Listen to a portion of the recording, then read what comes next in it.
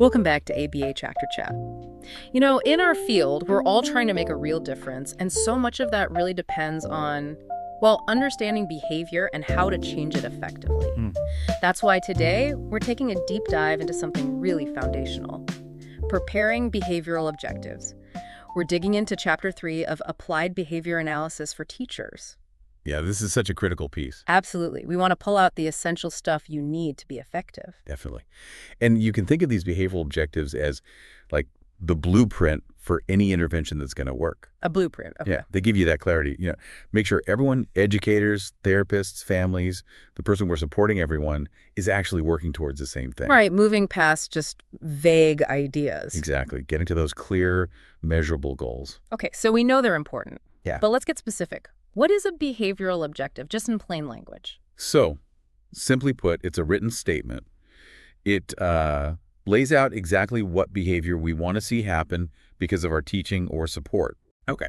The key thing here is observable behavior, something we can actually see and count. Ah, see and count. Got it. It's all about the destination. Yeah. The specific skill or action the person will do, not the activities we use to get them there. Okay. So instead of saying, we're going to work on communication. Right. Too broad. A behavioral objective would describe how they'll communicate. Maybe John will verbally ask for a snack using a one-word request in 8 out of 10 chances. Something like that. Perfect example. That level of specificity is crucial. Why, though? Why is that so critical? Well, the chapter really hits on how clarity just cuts through ambiguity.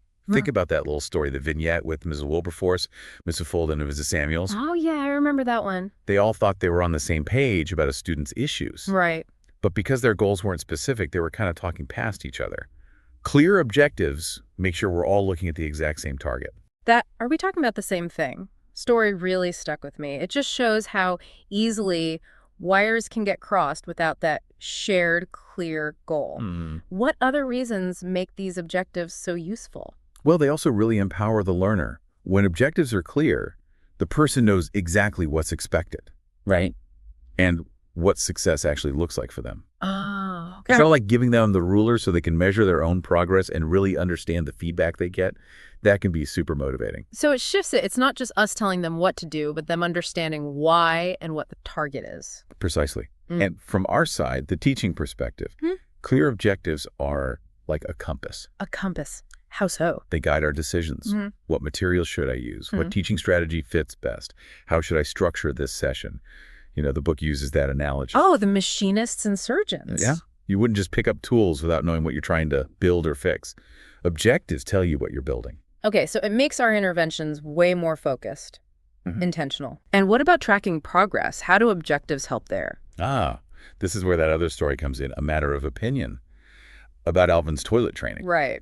Without a clear, measurable objective, whether Alvin was actually toilet trained just became, well, subjective. People disagreed. Yeah, because they didn't define it up front. Exactly.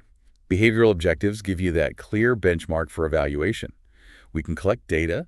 Is the objective being met? Yes or no? It lets us objectively measure progress and make smart decisions about, do we keep going? Do we tweak things? Do we need a whole new approach? Okay, so clear goals, measurable benchmarks, essential stuff.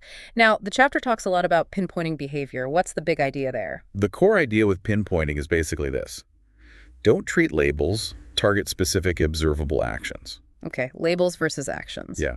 Often, the first bit of info we get is super broad, kind of vague. Sebastian can't do math. Rebecca's always off task. Heard those a million times. Right. So pinpointing is that process of digging deeper, asking clarifying questions to figure out exactly what the person is doing. So what does can't do math actually look like? Exactly. Is he unable to add single digits? Does he just give up after a minute? Does he take way too long? Each of those specific pinpointed behaviors needs a totally different intervention. Gotcha. So moving from a general complaint like off task to describing what's really happening. Can you give another quick example? Sure. Let's take Robert is always disturbing others. Pretty common referral. Super vague, right? We need to ask, okay, could you tell me what he does that disturbs others? And maybe we find out it's grabbing stuff from desks, talking out during lessons, or maybe even hitting other kids. Okay. Once we have those specific actions, pinpointed, grabbing, talking out, hitting, then we can start developing targeted objectives and figure out what to do. The question you always got to ask yourself is, what does that look like? What does that look like? That's a great practical takeaway right there. So how do these super specific behavioral objectives connect back to the bigger picture, like educational goals? Okay, think of educational goals as like the long-term vision, the big picture for the year, maybe. The annual goals. Yeah, exactly. They're usually based on assessments, curriculum, that sort of thing. Behavioral objectives are the smaller, short-term steps. They're the instructional targets that help you actually get to that bigger goal. Okay, makes sense. So the educational goal might be broad, like Aiden will improve his math computation skills. Right. A related behavioral objective, one step towards that might be Aiden will correctly solve single-digit addition problems with sums up to 18 with 80% accuracy by the end of the first quarter. Got it. So the goal is the destination for the year. The objectives are the specific turns on the map to get there during instruction. You got it. Goals are annual intent. Objectives are short-term instructional intent. Perfect. Now let's break down the objective itself. What are the absolute must-have parts, the ingredients for a good one? Okay, there are 4 essential components. You really need all 4 for it to be solid. 4 components. Okay. Okay, first, state the learner. Always start with who this objective is for. Individualization is key. So not just students will, but Maria will, or the 4th grade group will. Exactly. Second, state the target behavior precisely. This is your pinpointed behavior we just talked about. Observable and measurable again. Yes, use action verbs, things you can see or hear. Instead of vague stuff like understand or appreciate, use words like recite, write, point to, demonstrate.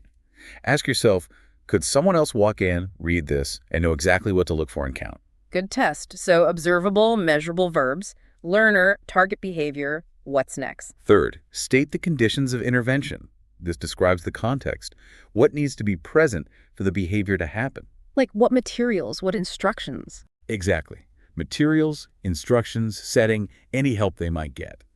This bit ensures we can consistently set up the learning situation the same way each time. Like, given a worksheet with 10 multiplication problems, or following a verbal prompt from the teacher. Okay, that makes sense for consistency. So learner, behavior, conditions, and the last one. Fourth, state the criteria for acceptable performance. This is the standard. How well does the learner need to do the behavior to show they've mastered it? So the how well part. Right. Usually involves accuracy, like 9 out of 10 correct, or maybe frequency, at least 5 times per session. Could also be duration, for 2 consecutive minutes, or latency, within 5 seconds of the instruction. Lots of options for criteria. Yeah, it depends on the skill. So to recap, who does what, under what conditions, and how well? Learner, behavior, conditions, criteria. That's the recipe. Got it. Now, the chapter also mentions expanding beyond just that basic objective. What's the idea there? Is the basic objective not enough sometimes? Well, the insight is that just learning a skill in that one specific teaching setup, Yeah.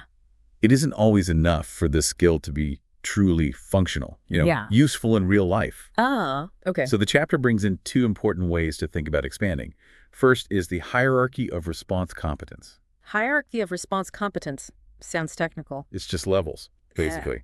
Acquisition, that's learning it in the first place, then fluency, doing it smoothly, quickly, accurately, then maintenance, remembering it over time without constant reteaching, and finally, generalization, using the skill in different places with different people, different materials. Okay, so acquisition, fluency, maintenance, generalization. Right. We might write an initial objective just for acquisition, like getting the accuracy right, but then we need to think, okay, can they do it fast enough? That's fluency. Will they remember it next month? That's maintenance. Can they use it outside this room? That's generalization. Right. Like, just because someone can figure out the correct change in a worksheet doesn't mean they can do it quickly at a busy checkout counter. Exactly. That's the fluency and generalization piece. Yeah. The second idea the chapter mentions is Bloom's taxonomy. Ah, Bloom's. I remember that from teacher training. Yeah. It reminds us that learning isn't just about memorizing facts, right? There are higher levels: comprehension, application, analysis, synthesis, evaluation. So objectives aren't just for basic skills. Absolutely not. That's a common misconception. We can and should write objectives that target those higher order thinking skills. We just need to define the target behavior and criteria clearly, even for complex stuff like analysis or evaluation. That's a really important point. We should be pushing for deeper learning. Now, thinking about practice, ABA professionals often work within the IEP framework.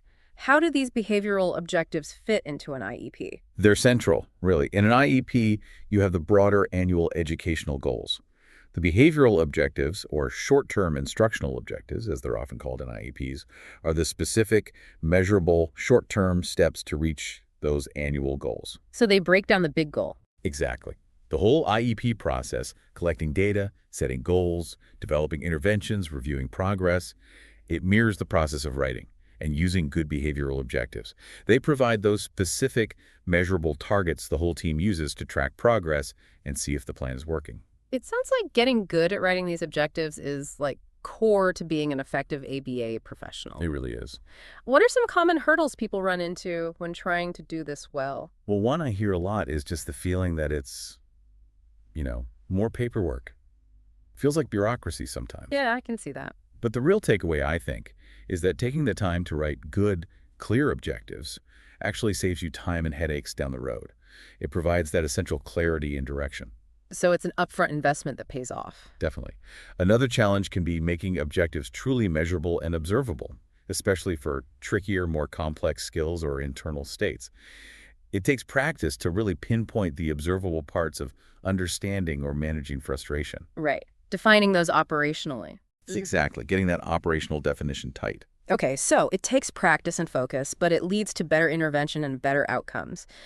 If you had to give one key piece of advice for someone wanting to improve their objective writing, what would it be?